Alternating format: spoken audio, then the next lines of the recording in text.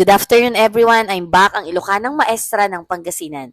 So ito yung vlog ko kahapon nung nagluto ako ng pork adobo guys. So yan, ito na yung pinaka-highlight ng aking vlog yesterday. So ito kami ay papunta ng bayan para bumili ng, anong tawag dito, ng lulutuin syempre na ulam dahil walang pasok guys. So yan, ang aking mister na ayaw ngumiti, ang mahal ng ngiti. Kaya yan, pinipilit ko pa guys. So yan. So yan, enjoyin muna natin ang pagiging passenger princess for today's video. Ayan. So, malapit na tayo sa natibidad na pala to. Natibidad na. Sorry naman. So, yan. Magpa-cute ang hindi naman cute. What? Diba? So, yan. Okay. Syempre, fresh na fresh. Bagong ligo, diba? Ayan. So, papunta na kami sa Tayug.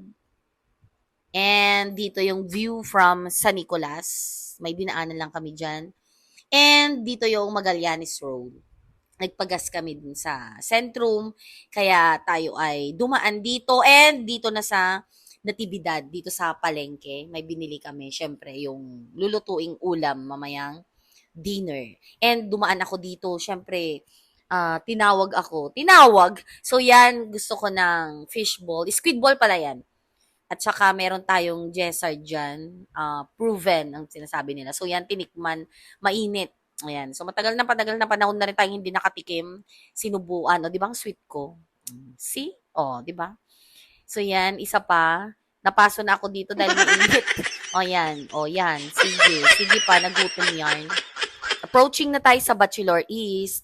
And, ito na yung cooking vlog natin. So, yan. Naggayat-gayat na ako ng sibuyas. Sangkap.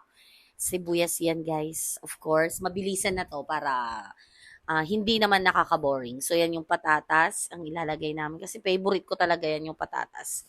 And bawang. Pit na. Diretso lang yan. So, yan. And then, gayat-gayat. O, diba? Mabilisan yan. Yan, yung speed niya is nasa number 2. Kaya mabilisang tadtad. O, diba? Parang expert. So, yan. Frinay ko muna ng very light.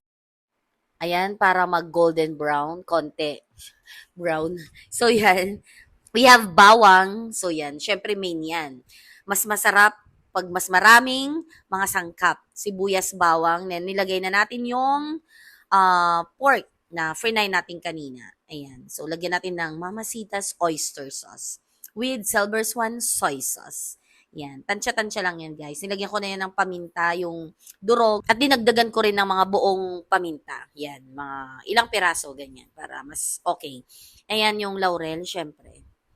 Or bay leaves. So, yan. Lagyan natin ng mga 2 cups of water yata yung dinagdag ko dyan. Tansya-tansya lang pakuluin natin. And habang hinihintay at kumukulo yung pork, merong papaya na kinuha si Mister at meron itong suka na inartem na siya mismong gumawa. Siyempre, pansinin natin at kumain tayo kasi napakasarap nito. 'Di ba? Sarap na sarap 'yan.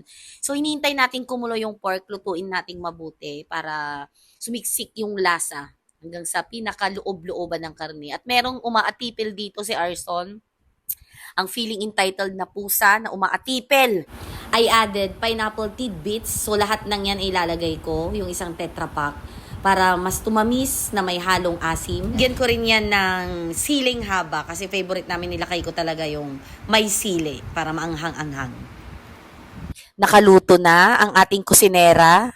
And yan, hinihahain ko na ang pork adobo. And of course, para masarap, kumain tayo habang mainit-init pa. Kasama ng kanin na mainit-init. So yan na kasi talagang matako kami sa sili ng aking asawa. Kumbaga pampalasa na yan. Kahit anong ulam dapat may siling mahaba. So yan, and happy dinner everyone kahit late upload na ito. Upload pala, upload. So yan, yung pronunciation ko nawala na. So yan, pasensya na. And of course, so yan, naihain na natin. So malapit nang mag-end ang aking vlog. Thank you for watching guys and for supporting me. Let's eat na. Bye!